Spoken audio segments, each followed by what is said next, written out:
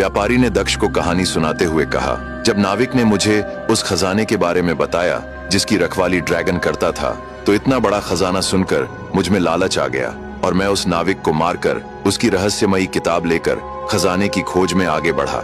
उस द्वीप पर पहुंचकर मैंने किताब में खजाना पाने की जानकारी देखी। उसमें लिखा था कि इस द्वीप में एक कुआं है जिसकी जगत पर एक दीपक जल रहा है। उसी के पास एक सिरस का पेड़ है जिस पर एक राजा की लाश लटक रही है। उसकी लाश से एक एक बूंद खून टपकता है और उसी पेड़ के नीचे एक पिशाच सोया हुआ है। उसी पिशाच का ही वह ड्रैगन है जो खजाने की रखवाली कर रहा है। सबसे पहले राजा की लाश को पेड़ से उतारकर उसे कुएं का पानी पिलाना होगा। राजा के मुंह में पानी पड़ते ही वह जीवित हो उठेगा। उसके जागते ही वह पिशाच भी जाग जाएगा और दोनों में एक भयंकर लड़ाई होगी। अगर राजा पिशाच को मार देगा तो उसे बचाने के लिए ड्रैगन आएगा। उसके आते ही अदृश्य द्वीप का द्वार खुल जाएगा जिसमें खजाना छिपा है और इस तरह उस खजाने को हासिल किया जा सकता है। इतनी कहानी सुनाकर व्यापारी राजकुमार दक्ष से बोला, जब मैंने किताब में खजाना पाने की विधि जानी तो इतना भयंकर नियम जानकर मेरे होश उड़ गए, लेकिन अब लौटना संभव नहीं था। मैं उस कुएं को ढूंढने निकल पड़ा।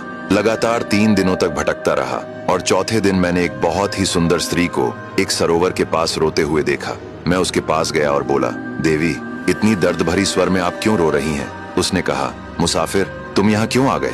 क्या तुम्हारी मौत तुम्हें यहाँ लेकर आई है? यह द्वीप शापित है।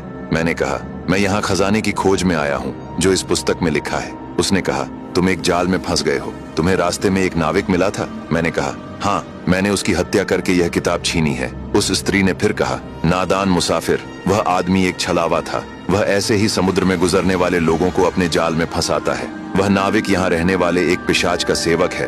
वह लोगों को इस द्वीप पर छिपे एक बहुत बड़े खजाने के बारे में बताता है। जब लोग लालच में यहाँ आ जाते हैं तो यहाँ उनकी मौत बनकर एक पिशाच इंतजार करता है। वह इस द्वीप के बीच में बने एक कुएं के पास रहता है और भटक कर आए हुए मुसाफिरों को मार डालता है। चलो, मैं तुम्हें दिखाती हूँ। वह मुझे एक झोपड़ी के पास ले गई और वहाँ पहुंचकर जोर से बोली, बच्चों, तुरंत आ जाओ, मैं तुम्हारे लिए भोजन लेकर आई हूँ। अचानक उसका रूप बदल गया और वह एक डायन बन गई। अब आगे की कहानी जानने के लिए देखिए अगला भाग।